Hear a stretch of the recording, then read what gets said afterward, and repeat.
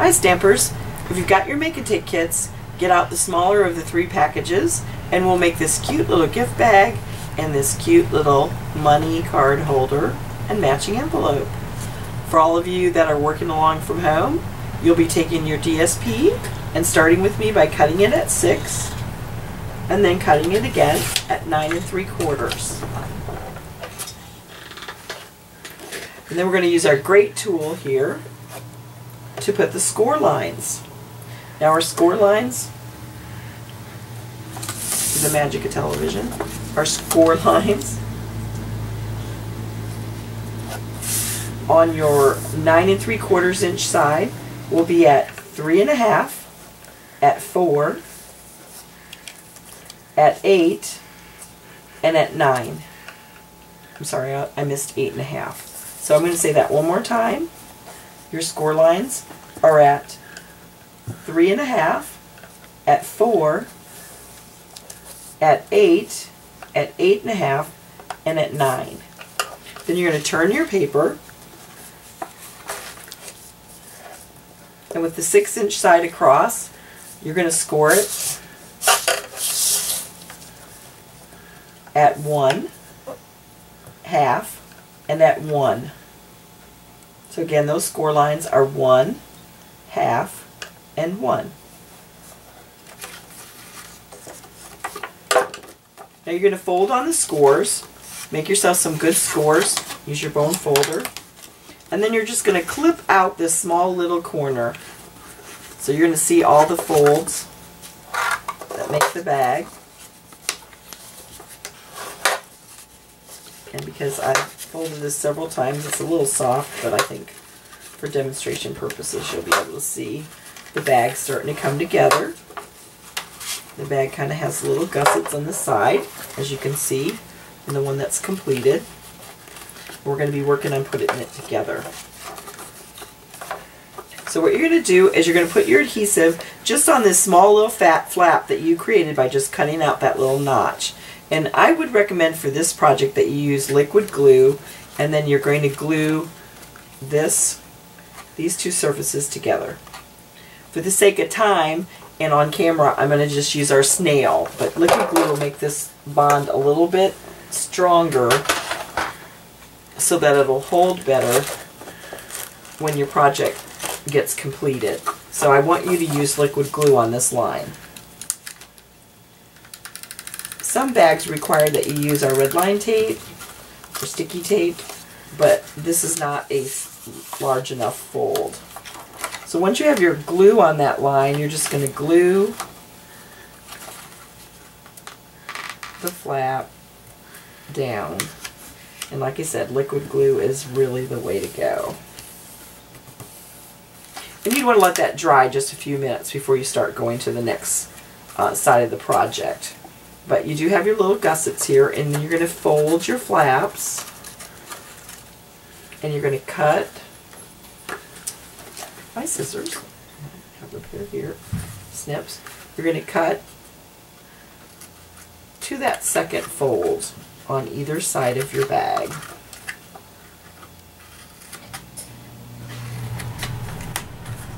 And then fold those flaps in. And here we're going to use adhesive again.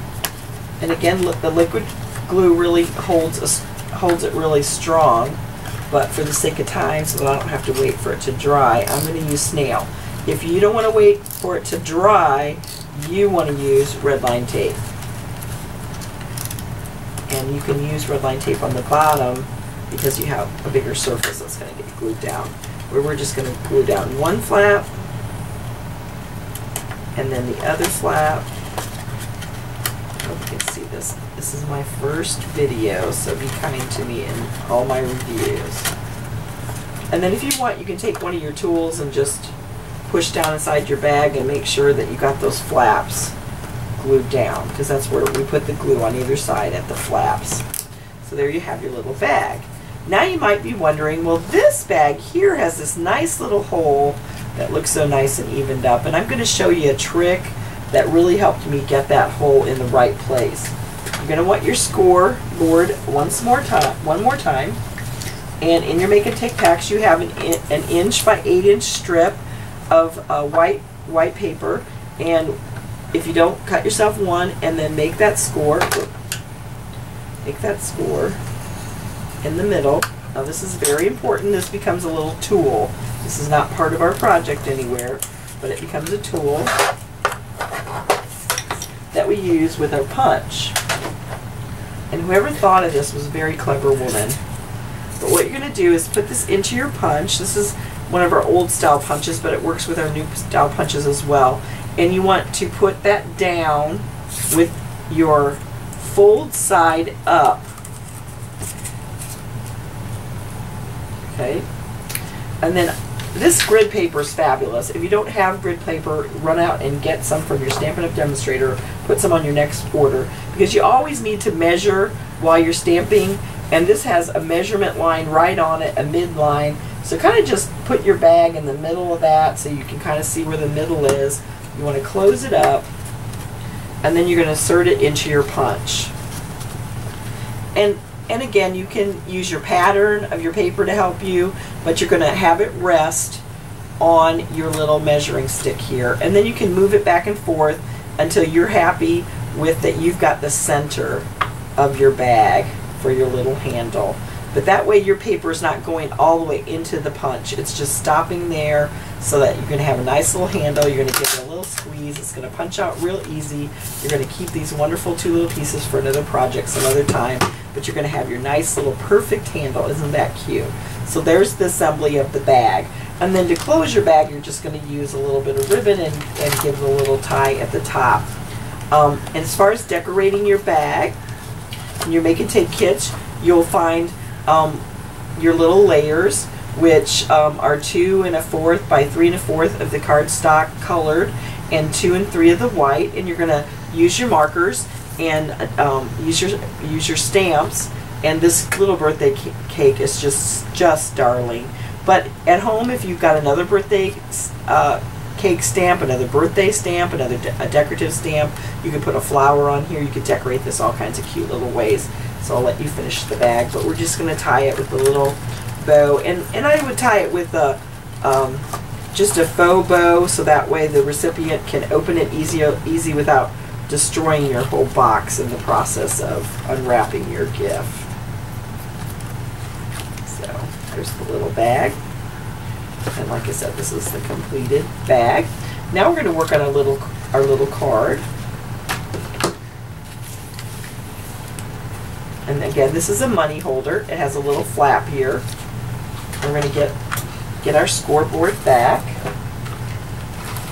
and we're going to take a piece of cardstock that we've cut 3 by 8, and then we're going to score it at 2 and at 5.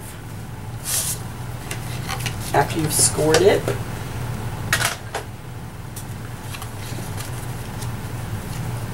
you can kind of use your little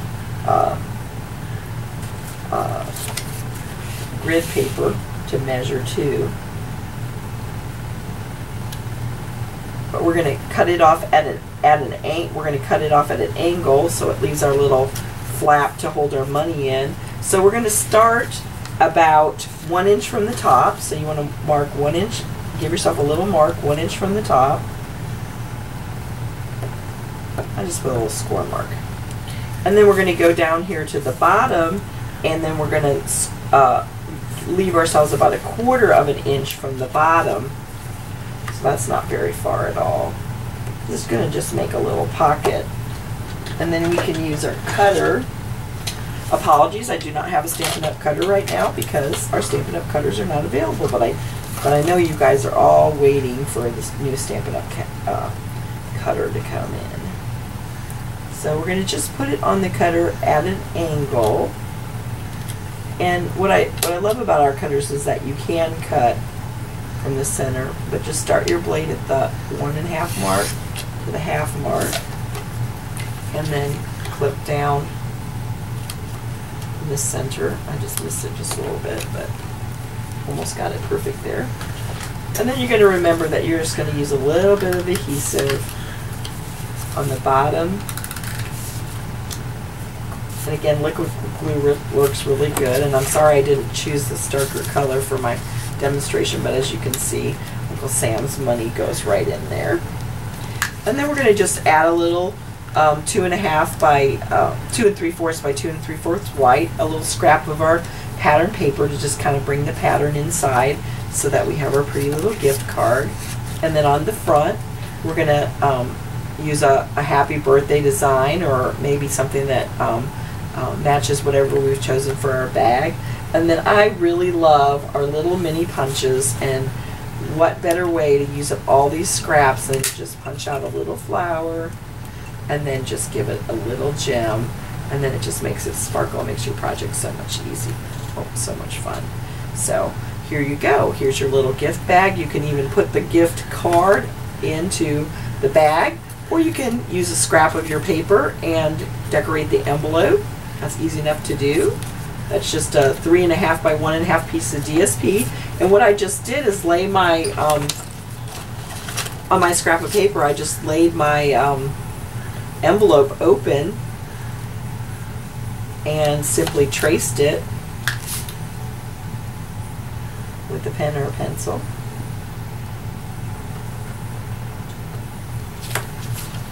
Of course, I chose a pencil that didn't work. That didn't work too good. Let's try another one.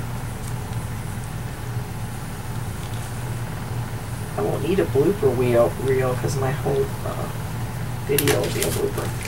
Okay, then we're just going to cut that out. And again, liquid glue is great for this project, but because I'm trying to work in a small time period and I don't want to be wiping my fingers in front of the camera, I'm going to just use some snail, but you have to be pretty generous with snail when you're trying to cover something like this. So liquid glue works really well. But just place it on your envelope, and then if you need to trim it a little bit because you cut it just a little bit off, we can just trim that away. And then there's our little coordinating envelope for our cute little card here. But thanks for bearing with me in my first video showing you how to make this birthday gift bag and money gift card.